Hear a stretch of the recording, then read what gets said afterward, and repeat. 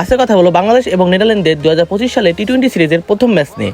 তাহলে চলেন শুরু করা যাক। যেখানে নেদারল্যান্ড প্রথমে ব্যাটিং করতে আসে, যেখানে নেদারল্যান্ডের হয়ে ম্যাক্সো দুট এবং বিক্রমজিৎ সিং অনেক ভালো শুরু করছিল, কিন্তু বিক্রমজিৎ সিং 11 বলে 4 রান করে আউট হয়ে যায়। একই ধারাবাহিকতা রেখে ম্যাক্সো দুটো 15 বলে 23 রান করে আউট হয়ে যায়।